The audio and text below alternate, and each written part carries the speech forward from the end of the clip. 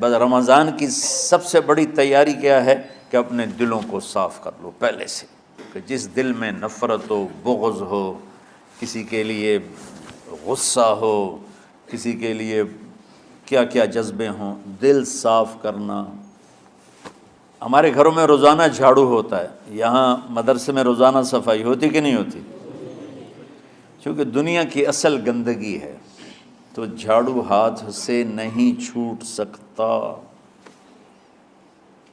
حرم شریف میں دیکھا کیسے چاروں طرف خدام پھر رہے ہوتے ہیں برش لے کر، تو دل پہ غبار ایسے آتا ہے جیسے صحن میں غبار آتا ہے،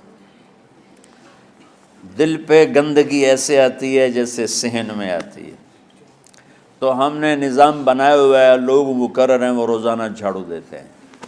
تمہارا دل ایک آنگن ہے، ایک صحن ہے، اس میں بغض، نفرت، حسد، پتہ نہیں کیا کیا گندگیاں آئیں گی اور آتی رہیں گی۔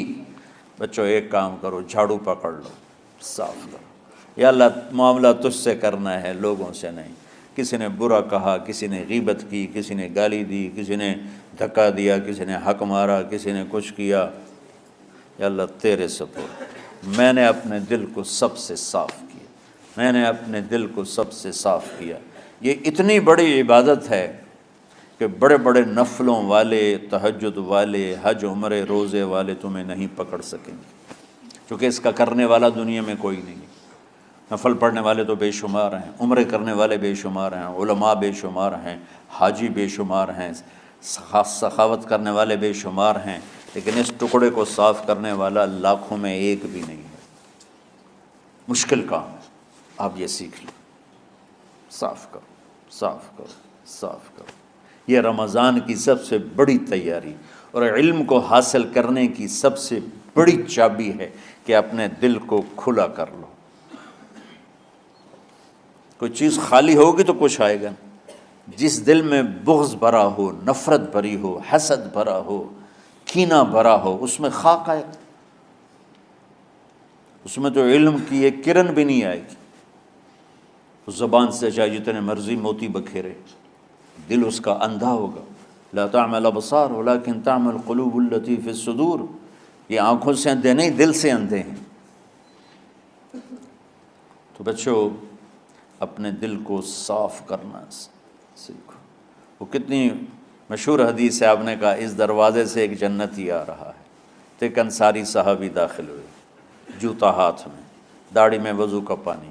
اگلے دن اس دروازے سے ایک جنتی آ رہا ہے، تو ایک صحابی آئے، ہاتھ میں جوتا، داڑھی میں وضو کا پانی۔ وہی صحابی اگلے دن اس دروازے سے ایک جنتی آ رہا ہے، تو وہی صحابی 3 دن جنت کی بشارت لی انہوں نے۔ اس صحابہ کی جماعت میں ایک شخص ہیں جن کا نام ہے عبداللہ بن عمرو بن عاص۔ ان سے بڑا عبادت گزار صحابہ میں کوئی نہیں تھا، نہ سابقین میں نہ متاخرین میں، نہ پہلوں میں نہ بعد والوں میں۔ ان کی عبادت کیا تھی؟ ساری رات جاگنا، سارے دن کا روزہ، اور ایک ختم قرآن صبح سے شام تک۔ اتنی اللہ نے طاقت دی تھی۔ پھر وہی غلوب والی بات آ گئی، ایکسٹریم ہونے والی بات آ گئی۔ ان کی شادی والی رات حجلہ عروسی میں داخل ہو رہے ہیں، دلہن کے کمرے میں داخل ہو رہے ہیں، اور مصلی بچھا کے اللہ اکبر، اور دیر نفل تے نفل، دیر نفل تے نفل۔ تو ان کی بیگم نے دیکھا تو وہ بھی خیر کا زمانہ تھا، انہوں نے بھی وضو کیا اور پیچھے مصلی بچھا کے وہ بھی فجر تک نفل پڑھتے رہے۔ صبح ہوئی تو حضرت عمرو بن عاص رضی اللہ عنہ نے پوچھا بیٹی رات کیسی گزری؟ کہا جی ماشاءاللہ آپ کے بیٹے تو بڑے عبادت گزار ہیں، ساری رات نفلوں میں ہی گزری۔ تو وہ ان کو شکایت کر دی۔ حضرت عمرو بن عاص کو اتنا غصہ چڑھا، وہ بیٹے کو تو کچھ نہیں کہا، کتنی حکمت کی بات ہے، سیدھے گئے اللہ کے نبی کے پاس، یا رسول اللہ یہ عبداللہ دیکھیں کیسا نادان ہے، اس کی شادی کی ساری رات نفل پڑھتا رہا۔ تو آپ کہتے ہیں ماشاءاللہ ماشاءاللہ کتنی بڑی بات ہے، نفلوں میں گزر گئی، رات بھی نفلوں میں گزر گئی۔ تو آپ نے حضرت عبداللہ بن عمرو کو بلا کے ڈانٹا کہ تو نے مہینے میں 3 دن روزے رکھنے ہیں، بس اس سے زیادہ نہیں رکھنے، اور ہفتے میں 1 قرآن ختم کرنا ہے۔ کہا یا رسول اللہ میرے اندر طاقت زیادہ ہے۔ پھر اچھا 15 دن روزے رکھنے، کہ نہیں میرے اندر طاقت زیادہ ہے۔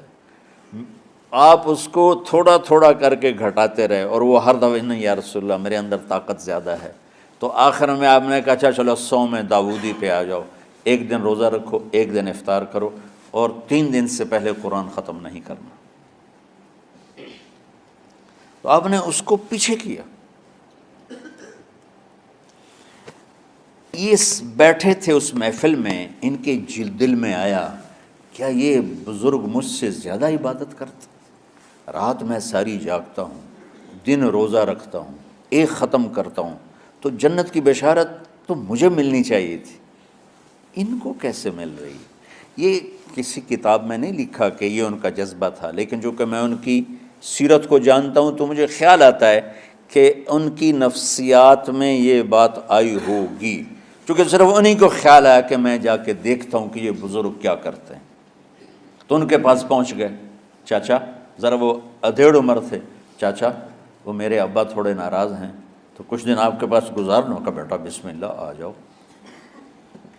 اب رات ہوتے ہی عشاء کی نماز پڑھ کے انہوں نے جلدی سے چادر اوپر لی اور یوں سراغ کر کے ان چاچا کو دیکھنے لگے ایسے کر کہ اب یہ کیا ساری رات سجدہ کرے گا، اور ساری رات روتے روتے روتے روتے مصلی گلا ہو جائے گا، یا ساری رات رکوع کرے گا، ساری رات قیام کرے گا، ساری رات قرآن پڑھے گا، اس تصور سے یوں دیکھ رہے۔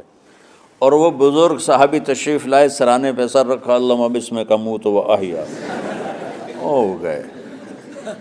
اب یہ دیکھ رہے ہیں ابھی اٹھیں گے، ابھی اٹھیں گے، ابھی اٹھیں گے، اٹھے نا، فجر کی اذان پہ اٹھے۔ اب یہ تو حیران پریشان ہو گئے کہ یہ کیا ہو؟ اس زمانے میں تو منافق تہجد نہیں چھوڑتے تھے ڈر کے مارے کہ پتہ نہ چل جائے ہمارے کفر کا، تو یہ چاچا جنت بھی لے گیا تو ستا بھی پیا کہ چلو کل دیکھوں گا۔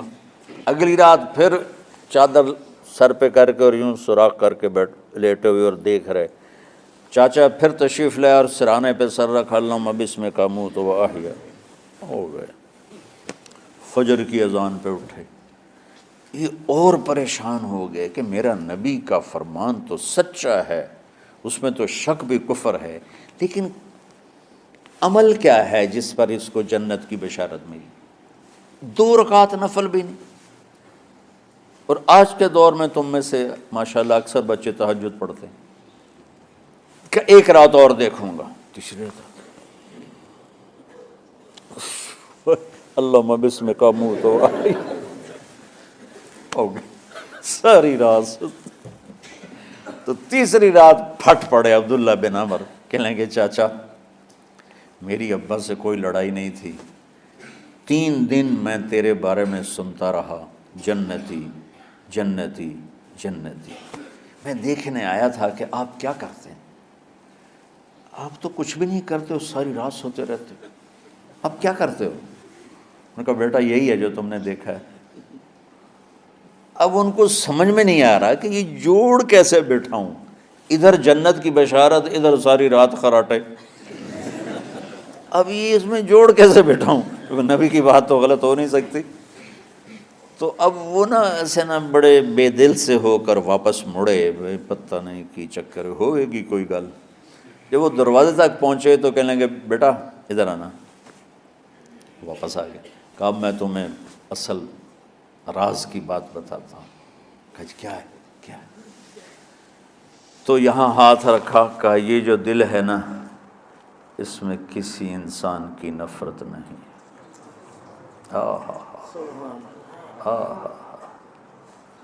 اور جب اللہ کسی کو رزق دیتا ہے، عزت دیتا ہے، مجھے کبھی حسد نہیں ہوا، مجھے خوشی ہوتی۔ تو عبداللہ بن عمر نے کہنا تھا ہاں یہ بات ہے، نہیں، انہوں نے کہا ہاذا ہوا، اچھل کے کہنے لگے ہاذا ہوا، ہاں ہاں ہاں ہاں یہی ہے یہی ہے یہی ہے۔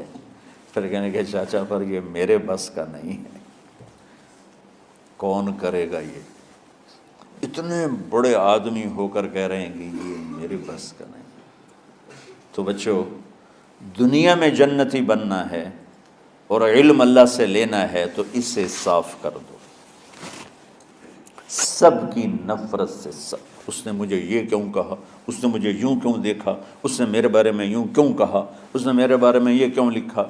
جس کی تعریف ہوتی میری کتنی برائی ہوتی، صرف تعریف تو نہیں ہوتی، بھرا پڑا سوشل میڈیا مجھے گالیاں دیں۔